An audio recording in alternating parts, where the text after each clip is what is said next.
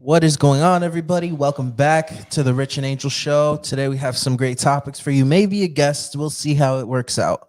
So let's get into it. There you go.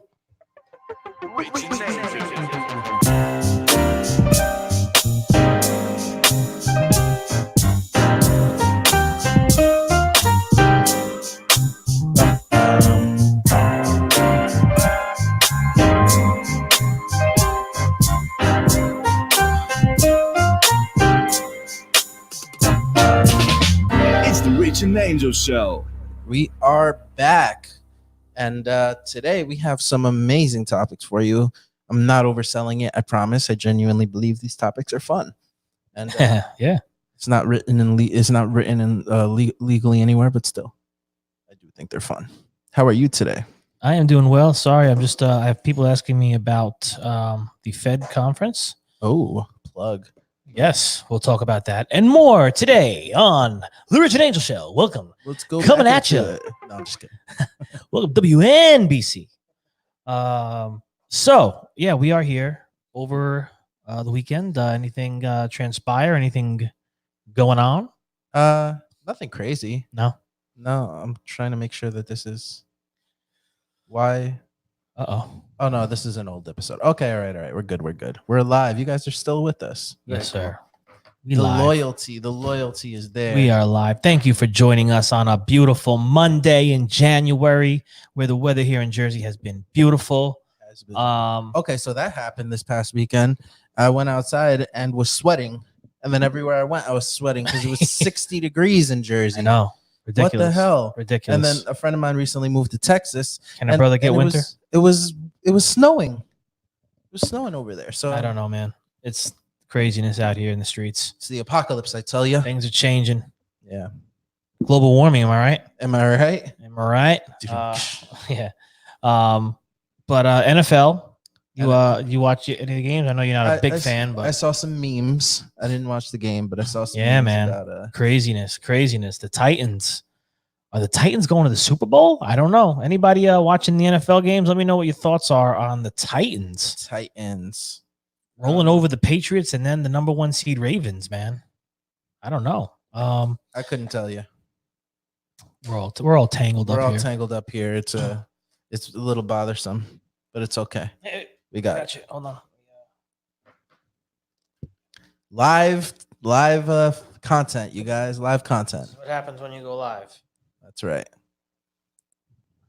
So All right, so let me bust into the first one here because I genuinely want you to get. I want to get a genuine reaction out of you, and I also think that there's two sides to this coin that we're about to take a look at. This article. okay. So let's jump into it a little bit. Let me pull it. Let me get it to the top here. Boom. Facebook used to be an essential marketing tool. These CEOs are doing just fine without it. Yeah. Boom, boom, boom. Yeah. So Um, let me read a little bit before you go into your opinion, just so that you have like some consensus. Sure. Maria Moira Vetter of the founder and CEO of Moto Agency in Atlanta says a decade ago it felt like every business needed to be on Facebook and Twitter.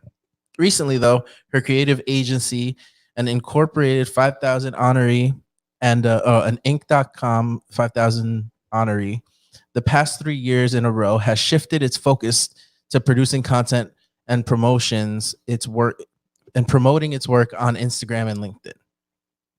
I Yeah. feel that Facebook has run its course, she says. It's not somewhere people in our industry are spending time. In fact, it's become less and less of something I even think or talk about. Yeah. For me, Yeah. Facebook is still very relevant.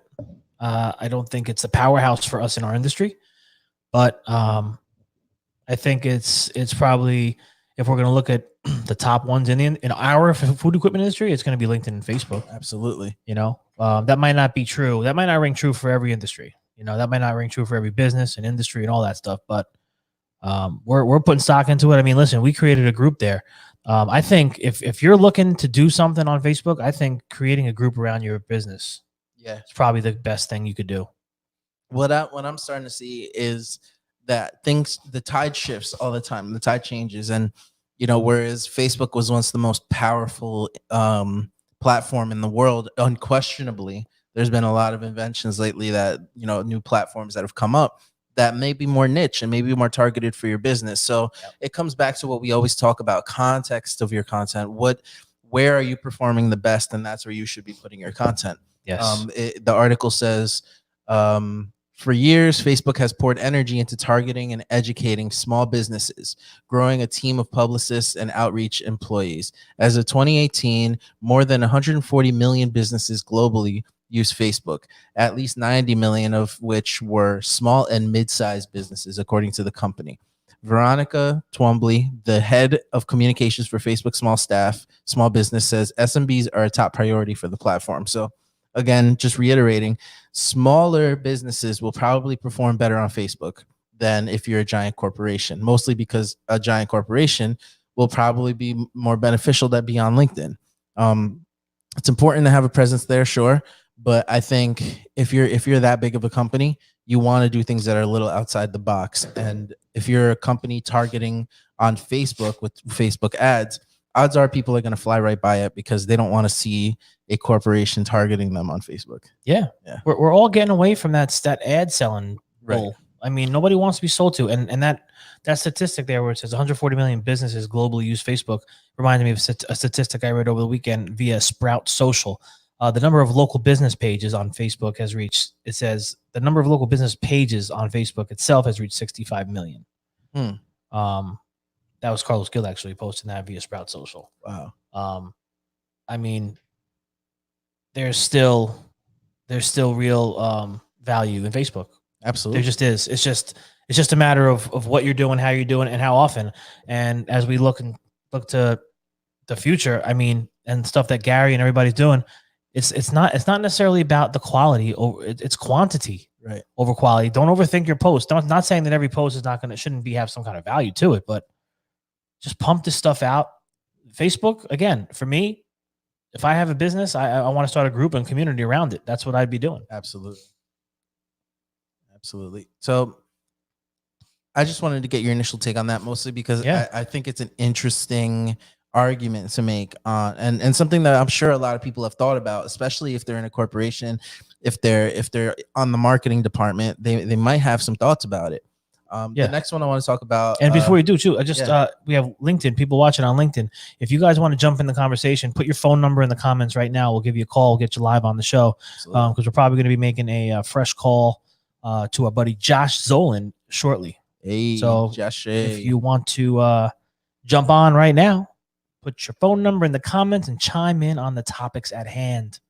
Absolutely. What else you got? So the next one that I have, I got a new mouse pad, so I'm excited. And no, I'm not a LA Dodgers fan. I just like that.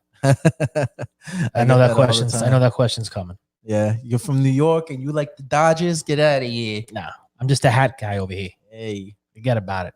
What every entrepreneur should know before adopting new tech. Now, I know this is something that's been a major part of your business, or Maliki Parts and Service. Yeah, is how to incorporate new technology into the everyday process of everything. So there's like a little list. All right, there's a little list of things that you need to know before you do that. Shout out to Ben Cologne, the PKI group. Absolutely. So it says customization is key. When you need to add new technology to your business, take time to find the right fit and customize tools to your specifications. Do market research and learn about the solutions your connections are using to take an audit of your business to assess what you need and how much you can afford to budget for new technology. The next one is work with expert providers you trust. And then the third one, don't overlook security. Yeah. So, I mean, I honestly didn't even think that much about the security part when it comes to like something that you'd be doing internally. Oh, yeah. Yeah. I mean, it's a very severe thing. If a company, we're at risk. Yeah. If a company has all of your information, your client's information, we're at risk, man. Yeah. We have all kinds of security protection here on our servers and our computers and everything. So absolutely. You have to. Yeah. Yeah, I mean, listen, technology in the food equipment industry is definitely behind most other industries, I'll say, especially speaking with other software companies that we've looked into and talked with. The automotive industry is light years ahead. with doing things that they're doing. Right. And it's kind of a similar structure, right? To the parts Yeah, to the yeah. I food mean, equipment we're not so different. We're selling parts, we're selling service, right? Right. But you know, for the future, for my company anyway, it's definitely about transparency through technology. That's what I'm really looking for. So what we're going to be implementing this year is really a strong back end for the customer. They're going to be able to sign in and see everything. I mean everything, and we want them to see everything. We want them, you know, there's no hidden fees, no hidden anything. We're not, you know, because again, I've talked this many times. Service companies in general could have a bad rap. And I don't mean a particular one. I just mean in general. Service companies have a bad rap in general. So, you know, want to change that persona, want to change that perception. We could do it. We could do it one business at a time. And I think talking on topics like this, and if you have a service business, be out here talking. Yeah. You know, I mean, like think about it. Like you, when you call, I mean, auto mechanics too could have that too. I mean, I have that. I feel that way. I think. But if like you're gonna call a plumber or somebody else, guy's gonna take because you don't know. Right. So it's like, this guy's going to take me down the river. I will say this: my dad was a mechanic for 50 years. He had his own place. If I would have known what I know now, I would have definitely been marketing for him. I would have definitely done all that. And I think you know, just building that trust is important. I mean, he had clients that were his clients for freaking 30 years. Yeah. You know, and it's because they knew him. They knew he wasn't going to try and pull one over on them or anything like that. I think it's similar here. It's like who are you going to call to fix your ovens, to fix your kitchen? Yeah. If you don't trust them. Right. This is what we're doing here. Let it be known. Understand. Putting out the content on LinkedIn and Facebook and Twitter and YouTube and every platform. This is the ultimate trust builder. You're gonna get to know us. You're gonna get to know me. You're gonna get to know my team. You're gonna know that we're good people. We're not just operations or sales or billing departments or technicians. Where there's mothers, there's fathers, there's daughters, there's cousins, there's friends, there's godfathers, there's uncles. We're real people. Right. You know, we're not, and understand that we're here to help. We're here to provide a service to help you through your day. Absolutely. You know, I mean, there's good people and there's good companies out there, and this is a way to show it. Absolutely. So then, the third thing, you want to wrap it up? You want to move on to the next one? Whatever you got. All right, cool. So then this I thought was just really cool that we could talk about. Pull it up here. Boom. 10 skills needed most in 2020 and 30 free courses to learn them. So it's kind of talking about from a company perspective, what are the skills that you're going to need in order to enhance your career in 2020, right? So 5 soft skills companies need most. Number 1 is creativity. Yes, absolutely. I think it's super important. Like in any part of your job, you know, you have to be creative about innovating the process that you're told to do every day. If you have a certain process you have to follow, you bring greater value to the company. If you say, hey, I thought about doing it this and this way, what do you think? It'll save us some time, or it'll save us some money, or it'll help better the relationships between us and the clients. Being creative in that way is, you know, it's vital, and it makes you more valuable. Absolutely. Persuasion. So you can't tell people about the creativity without being able to persuade them. You know, it says persuasion is the second most in-demand soft skill and factors in various aspects of marketing, sales, leadership, and project management. The ability to communicate effectively and sell a concept or product is key for ambitious startups, small to mid-sized businesses, and larger businesses. Of course, some courses worth considering include persuading others, leading without formal authority, and persuasive coaching. I'm going to take a look at this for Maliki. Yeah, and there's another one. Well, it's more of a book than anything, but there's courses and stuff. Have you ever heard of John Maxwell? I know the name Maxwell. Yeah. Yeah. So he has a whole bunch of leadership books, like series after series. And one of the ones that I like is 5 Levels of Leadership, where it talks about exactly what this guy's saying, leading without formal authority. He says, don't lead from a place of title, but lead from a place of earned trust. Yeah. And I love that book because it shows you what the different levels are. The very first level, the bottom level, is you're leading because of your title, in which case nobody's going to listen to you. Yeah. Yeah, makes sense. Yeah. And from there you move on up to our good friend Gerard Adams, where he says leaders create leaders. That's from a John Maxwell. Want to tell me what he does for a living? I don't know. I don't know. That phrase, not hating, I just don't know. That phrase, leaders create leaders, is from a John Maxwell book. It's the 5th level of leadership. Yeah, there you go. Yeah. So I'll leave that there. There you go. Collaboration. Of course, you know, if you don't get along with nobody, can't make money. Got to collaborate, man. That's what we're doing right now. Mm-hmm. Which leads me to, if you want to jump in on the conversation, collaborate with us. Put your phone number in the comments and jump on. The world needs your thoughts, ladies and gentlemen. The world needs you. Absolutely. Be a thought leader. Adaptability and emotional intelligence are the last two. Yeah. And you know, some good what do you call it? Freaking some good programs that you can use to develop those, especially emotional intelligence, is a social success at work and influencing others. There's links. This is all, you can see it right now in an entrepreneur.com article. And I'd say it's worth at least giving a little skim through, you know, just like at least showcasing like, all right, this is something that demands at least some time. Yeah. Well, we're looking to drastically improve the processes here. Right. That starts with the people. So collaborations with my channel, says Alexander. Man, we have to figure out a way to collaborate. Maybe we can, if you get on StreamYard.com, StreamYard.com, we can FaceTime you in to our actual show, and then you can be the first video guest on the Rich and Angel show. There you go. Yeah. So what else? That's all I had for this. All right, cool. Yeah. I brought some stuff down with me. Cool. So I was talking about the NFL and everything. You know, I always think we could learn so much from sports. Mhm. You know, I often look to myself like, hey, you know what? If I'm the coach, this is my team. Alec, he's my team, and I'm the coach, and I need to get the best out of my players, aka my employees, my technicians, my operations. I got to get the best out of everybody every day. So Chiefs quarterback Patrick Mahomes used a simple 5-word phrase to save his team season and teach a major lesson in emotional intelligence, which you just mentioned. You know, when I was watching the sidelines, and one play at a time. Yeah. One play at a time was the 5 words.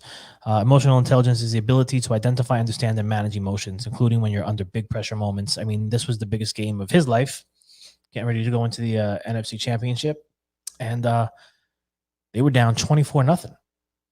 Damn. They came back and won by like 20 or so points. Oh, really? They ended up coming back to win. See, 51 to like 31 or something. I'm not a big sports fan, but I will say when there's a really good game, it's something about it that makes me want to tear up. I feel like extra manly, like just trying one. Yeah, man. Tear. It's overcoming all odds. And it's just I love watching greatness, and I love watching people Right. like work hard and persevere and get into the end zone and do all these different things. There's so much to learn from sports. And me being a dork, I relate that to a movie that I saw yesterday called 1917, which is pretty much the story of like a World War I British soldier who had to go from like all across Germany behind Germany enemy lines and to deliver one message, because there's no freaking phones back then. Right. And you just see all of these things that he had to go through down to the last second, where he's running through like live ammunition and like gunshots from both sides. And it's an amazing movie, but that's what it reminds me of. Yeah. Yeah. I mean, and that's, you know, it's one, you know, one play at a time. You know, he was going through one. He had to go through, I guess, you know, to get to where he's getting. He was taking it. Trial. Yeah, and the same thing here. You know, we talk about it. It's a good lesson for business. Right. You know, it's cliche. You know, one day at a time. You know, we say up in the dispatch board. Listen, we're doing one call at a time here. One call at a time. You know, that's what we're doing. We're scheduling out. We're planning, but we're doing it one at a time. You know, they're happening one at a time, and to have your team and everybody understand that. Listen, I know it could be overwhelming when you look at things as a whole, because I do it to myself. Right. I look at things as a major. I'm like, oh my God, well, how am I going to do all this? That's the best way to get overwhelmed. Yeah. So you got to just slow it down and listen to this young quarterback, Patrick Mahomes, who's really just it's insightful. He's killing it out there. And I watched him giving this. He was talking to his guys going down the line. Oh yeah. This young guy, he's a leader. He's a leader. So I got over here. Success means solving customers' challenges. Let's want to give. Oh, I missed it. You want to give Josh a call? Yeah, let's do it. Let's see if Josh answers. Let's see. You paired? Let me pair it up. Pair it up. Josh, if you're watching, incoming. Get ready. Here we go. Doo-doo-doo. Where are you? I know you're in this phone somewhere. Ring ding dong. Ring a ding ding ding dong. Calling Josh Zolan, CEO of Windy City Equipment. Stand by as we dive in to some more topics. Hello, this is Josh. Josh, Rich. you are live, sir. Oh man, what did I win? No, I'm just kidding. We are sending What's up, you. guys? We're sending you a lifetime supply of rice aroni, the San Francisco treat. Oh my god. I'll take it.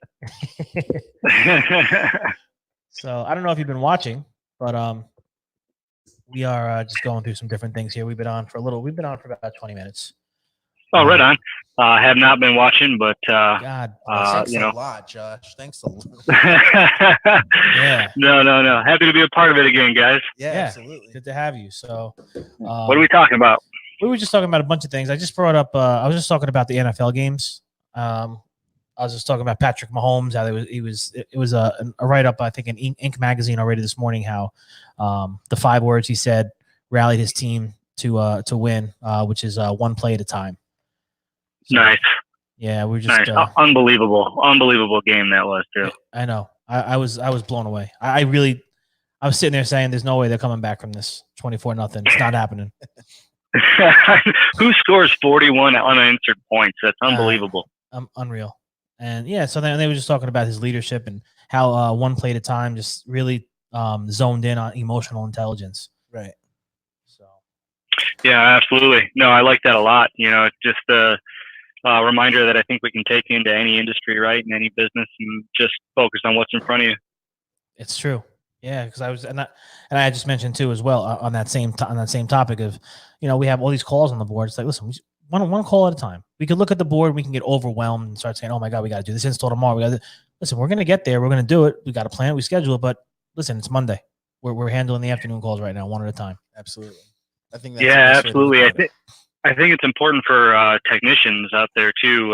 If any technicians are listening, to remember that as well. I know it's easy to see the calls on your board, kind of start to pile up. It's easy to say, "Oh man, I got to get done with this one so I can get on to the next one." But that's when mistakes start to get made. We start to get callbacks and all that stuff. Absolutely.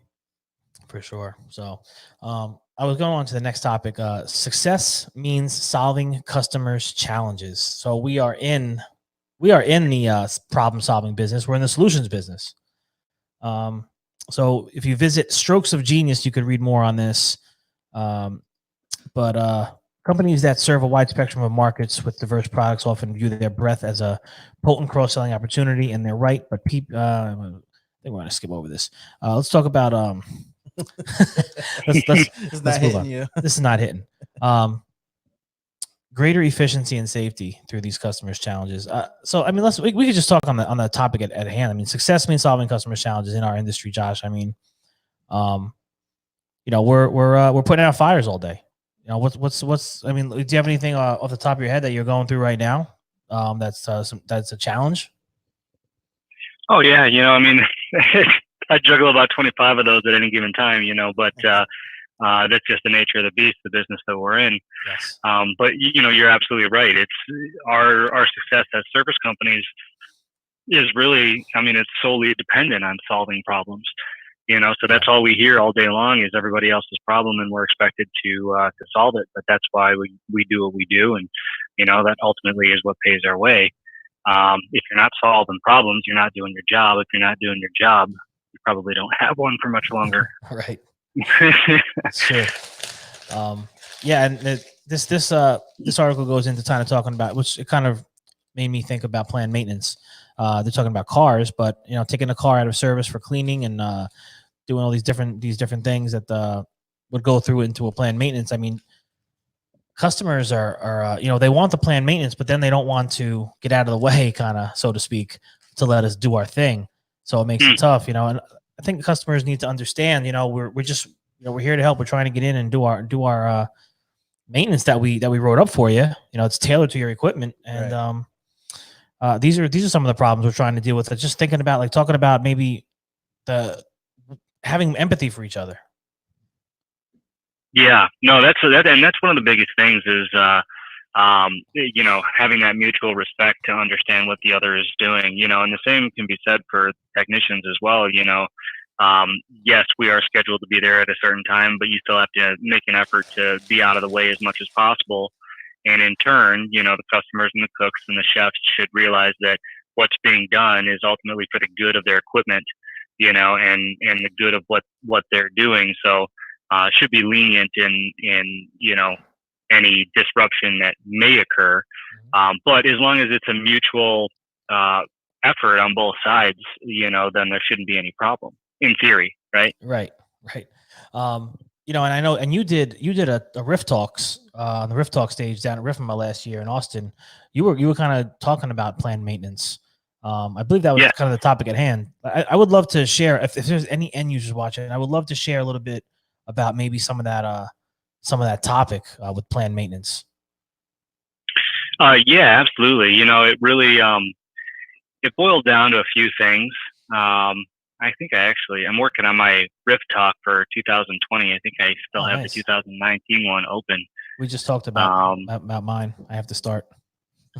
Oh yeah. Yeah, it's easy to get behind on that kind of stuff, man. I'll tell you, it's. I'm still putting. I have to put my presentation together for the Fed conference too. I'm working. I'm still working on that one too, actually. But don't tell Rich. So yeah, I went over a couple of different things when it comes to PMs, just because some of it may seem like common sense to us as service providers, but in actuality, to the end user, they just may not look at it in the same way. So, one of the things was never put your PM out to bid looking for the lowest price, because at the end of the day, you get what you pay for. Yeah. And let's call it what it is. There's companies out there that quote unquote focus on preventative maintenance or planned maintenance, whatever you choose to call it. And, they're hiring guys as cheap as humanly possible, $12, $15 an hour technicians. And I'm going to, put that in quotes too. Sorry guys, but let's call a spade. Right. Yeah. And, their ultimate objective is to do as little as possible and make as much as possible. And, so it's really hard to kind of see the forest through the trees a lot of times when you put out a PM, because you're not just looking for the cheapest price, you're looking for the overall savings, Yes. And then the next thing was, aligning objectives. And I'm huge on this. I'm going to put it in my my talk again this year, actually. But, everybody's objectives have to be aligned. You have to know what your customers' objectives are, and they have to know what yours are to truly move forward, in a perpetual business model, perpetual business plan. Yeah. Because if you're working towards different things, then, it's inevitable that at some point or another, you're going to disagree to the point where you're going to lose that customer and they're going to lose you. Right. So aligning objectives is huge. And it could be on either side too. I've had to fire customers in the past because we just didn't see eye to eye. Yes. And so it's I don't want anyone to think that I'm just saying, customer's going to fire the service provider. Well, it could be the other way around. It could. So Josh, what do you do exactly to align those objectives? Just out of curiosity, is there like a preemptive conversation that you have, like a sit down with the customer, or is it more through paperwork or stuff like that? No, it's initially, and I preach that relentlessly. It's off the bat, and it's really simple. Just ask. And that's really my advice. Every time I sit down with a customer and they say, well, we want to enter into a planned maintenance agreement, and say, all right, what is your ultimate objective? Right. I think that's a good thing to talk about, because sometimes we may not even know what question to ask the customer in order to make those things clear. Yeah, absolutely. It's and it's really basic, and that's why I said, it's one of those things that almost when you hear it spoken should be common sense, but when you're in the middle of the situation, it isn't always that easy. Right. And above and beyond that, like understanding, right? How do you make a profit on PMs is something that we should be asked as service providers, I feel, because if we're good at what we do, we're not going to hide where our profit is. That's a great point. we're paid for our time. It's as simple as that. We're not That's it. gonna, we're not gonna put anybody on your roof or in your kitchen that isn't qualified to be there. And those guys, they cost a pretty penny, and they're well worth it. Right. So that's things like huge. that. Yeah. No, I mean, that's, I talk about time all the time, and people and companies and whoever it may be in the, in the middle of it, whether it's a dealer, rep, manufacturer, whatever it might be, it's time. Our time gets devalued far too often. And, can you just swing someone in? Can you just I can swing someone in, but when people say that, they're looking for me to do a favor, Right.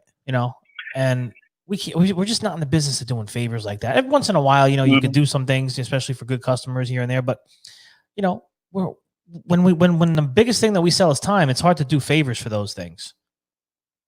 Absolutely. And there is a devaluing going on, and quite honestly, I think it's just more so than anything, lack of education. It's kind of what I preach about in my book, is that, the trades are looked at in such a way that people just don't understand what they make and let alone what they cost. Yeah. Because, as we know as service owners, right, or service business owners, that what they make isn't what they cost. A tech can make $35 an hour, but he's going to cost me $75 an hour. Interesting. So yeah. it's and that's easy, and that's if everything goes according to plan. And so it's about the education and letting them know exactly what it is, and expanding on education. Often we find a huge, and I don't know if it's the same way with you, Rich, I assume it is, but we find a huge disconnect between facilities management and the operations staff. So the facilities managers, we can talk to a lot of times, Yes. and they understand us. However, when we set foot in the restaurant, in the store, the managers and those guys on site don't know what we're doing. How many times I've been called saying, your tech is just sitting here looking at our ice machine. No, he's waiting for the ice to drop. I promise you want us to do this. Yeah. Oh yeah. Yeah, I mean, I've seen it myself, just going into occasional calls just to film and stuff, is that a lot of times the staff almost looks baffled by the process that you guys go through, and it's interesting to see like the different reactions you get from them as opposed to maybe when you're on the phone with the actual customer. Yeah. Yeah, no, I mean, there's the communication, and the disconnect is it's not there. It's real, and I don't even know what the solution to that one is. That's a tough one, because it's not it's kind of out of our control. And it's also, Yeah. they're not necessarily long-term staff always, right? That's true. A lot of turnover in the A restaurant. lot of turnover, so it's hard, even if you embed it like an education process of what it would look like for a tech to come in. It's not going to be long before you have to teach somebody new again. So that Yep. is definitely an interesting question. What I've found to work in the past, and for anybody listening, this may be a good little piece of advice, just because it's worked really well for us. The facility managers obviously work in a different department, but often it's in more of a corporate style role. Right. So they have the ability to manipulate management meetings and stuff like that based on what's good for the equipment, because they teach what they know about facilities. Well, some of them, have requested me or somebody on my staff to come in and actually present at one of these management meetings. So all the managers of all the local locations can come in, and we can explain this to them, like, hey, we're going to be in your way during a PM. Just know that we're not doing it on purpose. This is good. This is why. Yes, he's going to be looking at the ice machine for a little bit after he fixes it to make sure it's fixed. That kind of stuff. Just so they know what to expect. It's almost setting expectations. Yes. That's a great solution. Yeah, that's great. I'm open to if anyone's watching, and we're servicing. We're very open to that. But that hasn't happened yet. But that's something maybe I should reach out and find out, because that would be great. I guess some of our chains, they got to have meetings, right? Quarterly meetings, or yeah, most of them do. Most of them do, like a local management meeting or something like that, or even you could even offer to we haven't done it a whole lot, but we've offered it as a service too. So where, they pay us a service fee and an hour's time to go over and just hold a little class with one specific restaurant. So, with the management and the cooks and the chefs and, everybody there at that location. And sometimes they don't mind paying, because it's a minimum 1 hour service fee or one service fee in 1 hour anyway. So if they know what they're paying for on every single one of them, often the ROI makes it worth it, because their phone, you got to understand, we're not always the ones that get that phone call, right? They call their facility manager and they complain to the facility manager about what's going on. So, you pitch it to the FM or the RFM, like, hey, I can save you time, by giving your managers this class. So they're not calling you every time we come on site asking you questions. Right. No, that makes great sense. I got to look into that. So yeah. And the beat goes on with talking more about let's jump in. I think we should talk more about service while we're on the topic. So a big thing that I always talk about is installations and site surveys. I'm actually going to be meeting with a local rep here next week, and we're going to be talking about all those expectations that you just mentioned, setting them, because I just got, even this morning we got a call today. It was for a Volrath unit, and the rep had said, told the customer, listen, it's warranty, it's covered. We have an authorization form you need to fill out before we come for warranty. And now the rep is just going out on the limb and saying, no, it's covered, it's on the warranty, it's covered, don't worry about it. Well, no, maybe you don't got to worry about it, but I got to worry about it, because if I don't worry about it, there's 500 warranty calls that I'm not going to worry about that are going to add up to $50,000, and now I'm in trouble. So, question to you, I think, Josh, is, are you because this is something new for me, where I'm really I want to start sitting down with the reps that we work with. Sitting down with reps, are you trying to speak? I want to change the terminology, right? So we set the expectations proper. Don't call it. It's not a warranty call. It's a service call until we get there and determine it's a warranty call, kind of thing. Are you setting these expectations with reps, dealers in the area? We try, but we definitely try, because I'm under that same mindset. Look, it's not warranty until we determine it's warranty, and that's really the way that it should be. We're the authorized service providers for the equipment, so we're the eyes and ears for the manufacturer, and at that point, when we get called on that service and we call the manufacturer, then they become our customer. And, that's the way that it's, kind of the chain of command. Now, whether I agree with that or not is another story. I won't talk much on that, but the fact of the matter is, which is what we're talking about, those expectations do have to be set. But, where we run into issues is when a rep calls in, that we maybe haven't dealt with before, or their assistant, sometimes they have assistants or something like that. They call in, so the dispatch department doesn't know any better, so they log it as a warranty or whatever, and or not a special case like we have for the reps. And so then things are kind of rocky from the start, and the procedures aren't followed. So if the procedures aren't followed correctly from the time that call comes in, then it's really hard to get it back on track, because, then you're kind of working backwards. You know what I mean? Yeah. But I totally agree with what you said, and, setting the expectations with the reps that, yes, this is a service call until we deem that it is in fact warranty. It's just a lot of them don't accept it. They call in. I mean, I've had reps call in and say, this is so-and-so from this manufacturer.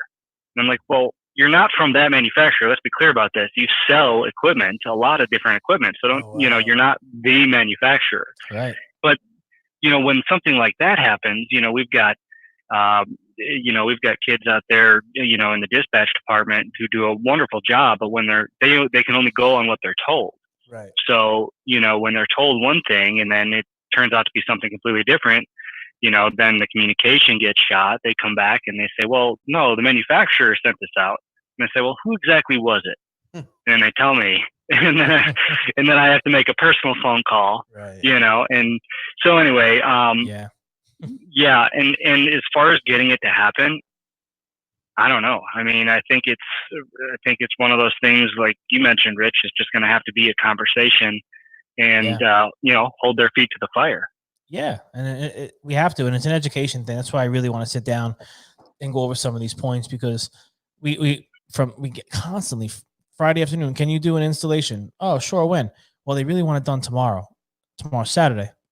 They're like, yeah, and I'm like, well, the manufacturer only pays Monday through Friday. Oh, but you think you can just do it tomorrow? Well, are you gonna pay? They're like, well, no, the manufacturer pays. Yeah, Monday through Friday. We have these like round and round. And so things that you should be common sense, right? But not so much. Yeah, and it's so I really want to just sit down and start going over the reality of what service actually is. People don't, and you know what, and that it opens conversation to know some of the troubles and pain points that they go through, because I'm sure there's things they go through that we don't know about. And that's something I would love to be able to take back and come to the show and talk with, and maybe even get one of them on at some point. But that's what this is really all about, I think. Connecting together, and even with the media thing that we're doing here, putting these shows together and podcasts and content and all that stuff, it's really all about bringing value to other parts of the industry and letting them understand what we're doing, because I can only talk from a service perspective, really. That's what I know.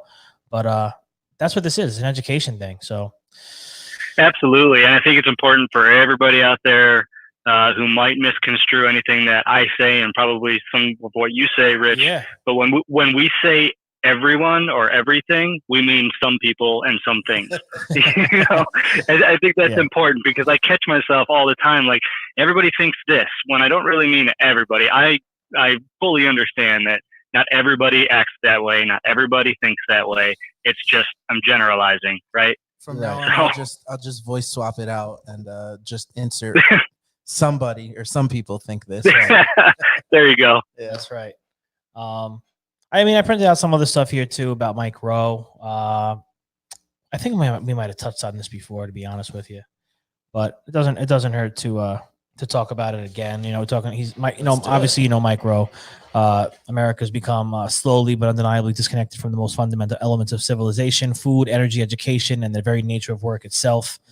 And it says, why does Mike give a crap? He's addicted to paved roads, working electricity, and flushing toilets. That's why he cares. Nice. And that's why I care too. That's another reason I care. There's so many things in our civilized lives that go back to the trades, and it's just not being talked about. It's starting to get talked about, but it's still not being talked about enough. Yeah, I think a big part of it too is people start to take it for granted, right? Like, people stop wondering who actually made all these things work, and will we continue to need them? And instead, we just kind of forget. We live our kind of, first world luxurious lives, and we may not be, crazy rich or anything, but there's a certain amount of comfort that we all have, that we all experience, that we kind of just take for granted. Oh, if I need a plumber, I can just get one. If I need, to have my kitchen serviced, I can just call somebody.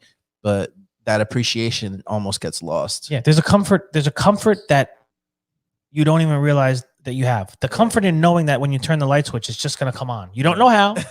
You probably don't really care, but you want it to come on. Right. What about in the kitchens? When you go to start your day and you drop that first basket of basket of French fries in the fryer and all that stuff, you expect it to just work and happen. And when it doesn't, it causes problems. It's true. And if we're not filling these 7 million jobs that the Bureau of Labor statistics say are available, it's going to be a problem. What's the problem? Yeah, absolutely. Yeah. It says, we made work the enemy. The skills gap is wider than ever. We still talk about we talk about millions of shovel-ready jobs for society that doesn't encourage people to pick up a shovel. We keep lending money we don't have to people who can't pay it back for jobs that don't exist. Bit by bit, our culture reaffirms the misguided belief that a career in the skilled trade shouldn't be desired, and that lack of enthusiasm has reshaped our expectations of a good job into something that no longer resembles work. Wow. That was a shot at college right there. Yeah. Yeah, but it's true. It really is, and that's, and I think, I think in some capacity, it does probably boil down to kind of what you were saying, Angel, with taking things for granted, the electricity, the running water, that kind of stuff. If if there's no appreciation for it, there's no gratitude for it being there. If there's no gratitude for it being there, there's no motivation to want to even be a part of it. Right. You know, Exactly. and at the heart of it, that's really what it is, right? Is, you know, and I don't think it's, you know, I'm not trying to point the finger at anybody and say, oh, you're doing wrong because you don't appreciate these things. You know, maybe you do, but I think it's just human nature that at some point you see something enough, you use something enough that it just becomes second nature and isn't thought about. Right. It's, it's unintentional, really. Like people, it's, you know, out of sight, out of mind. And it gets to the point where people stop seeing the value in it because it becomes so ordinary. And I think that's the problem that we really have. We have to go back to kind of understanding the basics, the fundamentals, the foundation of work itself is actually physical. Yeah. Yep. I encourage anybody listening. All right. So every single month you should take 1 week and shut your electricity off. Take 1 week, shut your running water off. Right. Take 1 week, put your car in the driveway. Can't use Uber either. Yeah. You know, and then see how that appreciation grows afterward. Yeah, if you're a practicing Jewish person, then you probably do that more than once a month. But right, it's an important thing to do because it puts things in perspective. Yeah. Yeah, I mean, how do we change the prevailing misperception of skilled labor? That's a question that was on his site, and basically it's just about making work cool again, which we've said, you know, make food equipment service sexy. I think, you know, we need to make it look kind of like gangster, like it's like, hey, listen, this is, you know, it's honorable work. Yeah, like we talk about doing a video. We're gonna really dive into like the work day of a technician, showing them lacing up the boots and having some real dramatic music and like really making it to the naked eye of someone just watching it, like, damn, I want this looks cool. I mean, I want we've all seen get movies. some throwback in there, like Lose Yourself or something. Oh, definitely. that might even be the exact music we use. I wish. Right? I mean, that'd be good. We have to pay. We can't. We won't be able our to video get pulled. We'll get yanked. Yeah. Yeah. But yeah, I mean, thanks YouTube. But yeah, no, like just an anecdote. Like I was driving to work this morning and I got stuck behind a garbage truck, and I'm there like thinking to myself initially, like, these freaking guys, you know, get out of my way, blah blah. And then I just start watching them, and I'm realizing how, first of all, how hard these guys are freaking working, how early it is, and it's I'm a like, thankless job. Yeah, I could never do that. And then these guys are just flinging these big garbage cans into the truck and just hopping on the truck, hopping off, and it just goes to show, like, we don't even think about those things. We put the trash out on the curb, and we're just like, all right, it'll be gone by the time I get home from work. These are thankless jobs. Even listen, you know, I mean, I know we think about it. We might say, oh, to our servers, oh, thank you, but you know, listen, we order food and we expect it to come out, and the appetizer out in 7 minutes. We expect our meal to be out in 16. You know, we expect all these things. You know, but there's real people behind the scenes, like chefs and cooks and line cooks and sous chefs, and there's all these different thankless jobs that are super important. Where we're in food service. I mean, that's you know, the other side of what we do. And technicians, it's a thankless job as well. I mean, it's like, come on, guy, you got to get in, you got to get out. Let's go. Right. And my thing is, being here at Malachi is like, it's our responsibility to make sure people thank us, you know, because every other industry, every other career path, they do it themselves. They make sure that they're known as a honorable job, as a well-paying job. And if we don't take on the responsibility of saying this job is good, it is honorable, it does pay well, there are good people here, then nobody's going to do it for us, you know. And that's kind of been my whole mantra with creating all this content and just showcasing the technicians and stuff like that. Yeah, like, somebody's got to do it. And that's good. That's really good. And you know, I think even with what we're all doing, it's important to remember that, you know, because I take things super personal, you know, especially in my business. I really do. You know, when people, that's why I hired a business development manager and sales, because I can't do it anymore. But I'm with you. But you know, we can put out as much content as we want, and really, that's where our responsibility ends, and not because that's where we want it to end, but because that's where we lose control. Right. You know, and so we can only do so much. The rest is on personal responsibility of those who are listening, to not skim over the video, you know, to actually give it the time of day. Absolutely. You know, listen to the whole thing, you know, and really make a point to educate yourself. Absolutely. You know, because the better anybody and everybody is at something, the farther they're going to go in their career and ultimately in their understanding of life in general. Absolutely. Can't agree more. Yeah. So yeah, I mean, we've said a lot. Josh, thank you so much for your words. Yeah, appreciate you being on again. What's the rest of your day looking like? I know you're. What time is it where you are? Where are we at here? It's about 1 o'clock. Yeah. Okay. So you're 2 hours behind us. Yeah, right now, and then because Arizona doesn't change time, Right, so right. in the spring will be 3 hours. Right. Right. Yep. Is You're that right. right? That's right. Yeah. Yeah. Okay. So yeah, we're at 3 o'clock. So got the little bit of time left. We're gonna go try to do some work on the Fed conference. Yep. Presentation. And my presentation for that we kind of determined is going to be kind of entitled, titled. My presentation is going to be live. kind of entitled. no correcting on live. Yeah. Is what did it say? Me and my why. My why and Me and my why, you and yours. And really gonna go into branding about, talking about the importance of branding ourselves today in the industry and telling our story, showing how it connects with people, telling people why I'm doing that, all my whys for doing it, and then trying to really engage the audience to calling people out. I hope they ain't gonna mind, but calling people out and finding out why are they here in this room, what's their whys, and what are they looking to, kind of get from this. We can always pre-screen them and just have people we know we're going to call out. So Josh will be asking you. I'll do what I can. I'm looking forward to that, Rich. I think it's going to be a fantastic time, and I got some good things coming. So cool. at least on my end. So I can't promise that I'll be 100% prepared, but I will be prepared, and I will at least have my fedora and my Hawaiian shirt and. Nice. And a cigar. Gotta have the cigar. What's your rules about scotch on stage? Oh, please. There are no rules. Everything goes. All right, good. Unless it's like 7 a.m., right? Yeah. No, do it. Just nice. Why not? Listen, that's another thing too. We were going to be reaching out to speakers and music. We're gonna be bringing people on stage to a song that they want. If they want, if they don't, we'll pick one. Right. But we're gonna have music playing, and we're gonna try and keep this thing live. So if there's a song that you have in mind that you'd like us to, when we introduce you, to bring you on stage, let me know.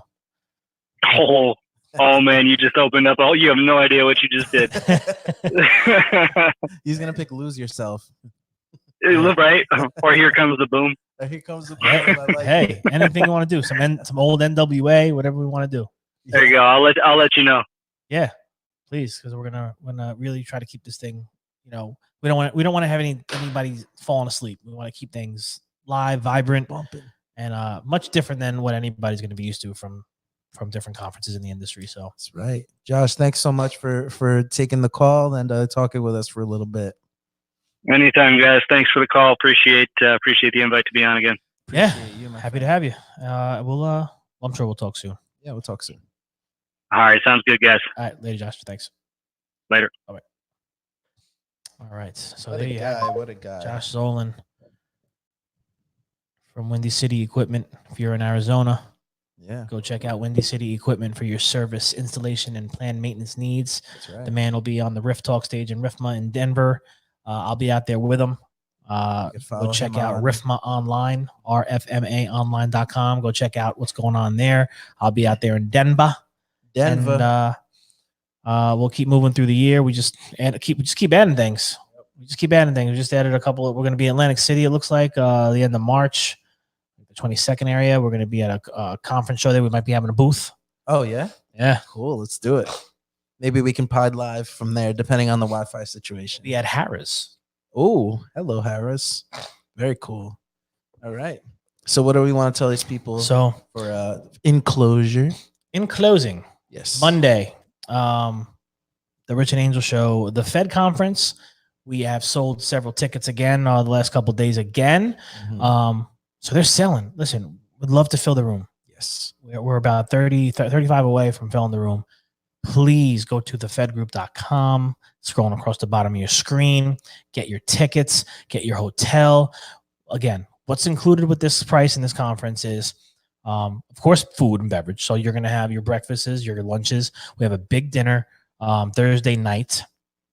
So you will see a Latin pig roast. We're going to have some drinks. We're going to have some really good food and some games around there. So you guys could just relax and unwind from a long day. And of course, we have some great content and some things that are going to really hopefully open minds. That's the biggest thing right now. I think we need to open minds, and we're going to be creating content there that we're going to get to repurpose on our channels to continue to promote the industry and the group and everything we're trying to do. Opportunities lie in this room. Absolutely. And as this room continues to get bigger, more opportunities will begin to present themselves. Opportunities that we never even realized we wanted or existed. Because I can tell you, talking about my whys, I never realized I wanted to be a speaker. Right. And it's just something I think is coming with the territory now that I got to do and I got to get better at. And quite honestly, I do enjoy it. I do enjoy getting in front of people and talking. And hopefully, and whoever would have thought you were going to enjoy it? I know. I mean, it's nerve wracking. Don't get me wrong. I'm Yeah, it really nervous is. to death up there. Yeah. You might not know, but I'm nervous to death up there. And these are opportunities that have arose because of the consistency of the efforts put forth on all the channels, media channels that we're doing. Absolutely. So that's a big thing, and that's going to be a big reason for my presentation. Understanding the why and understanding your why. Absolutely. But we have people in the room. We have Carlos Gill coming. This guy is blowing up. Pay attention to Carlos Gill. Look him up. Working with Gary Vee and Ja Rule, and he's just everywhere. And got a new book out, The End of Marketing.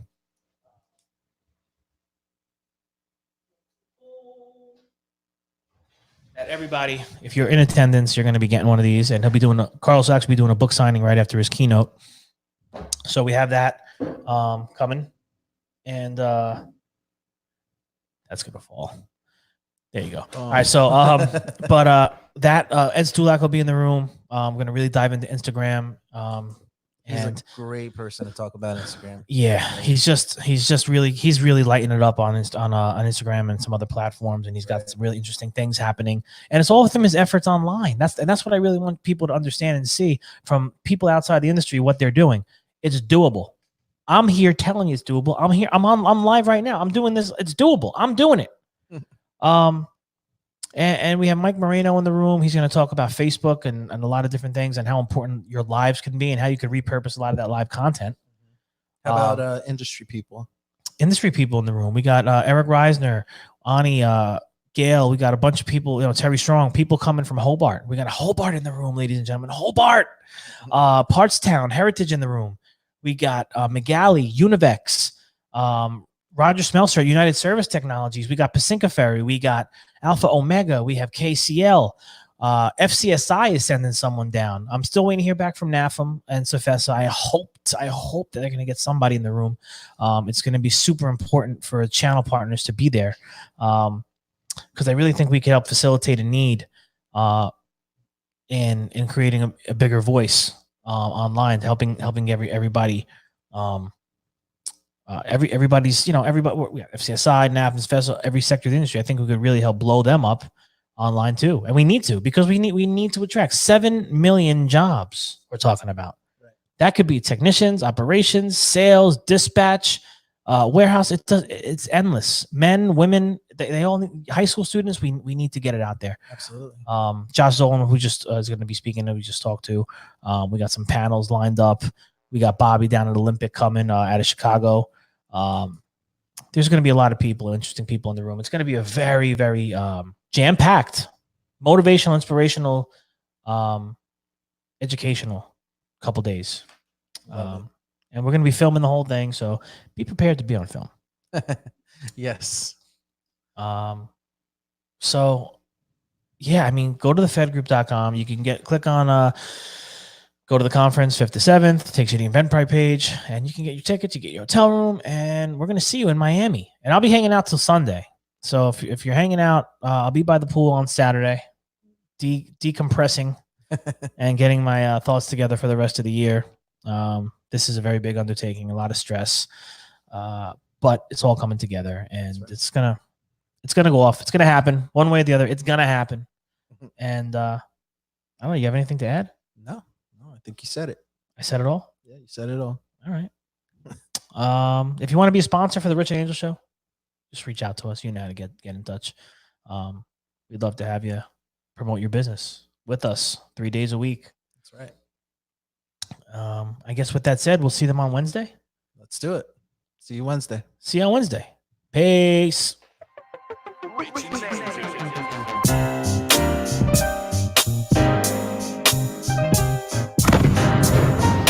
Rich Malibu here, live and direct.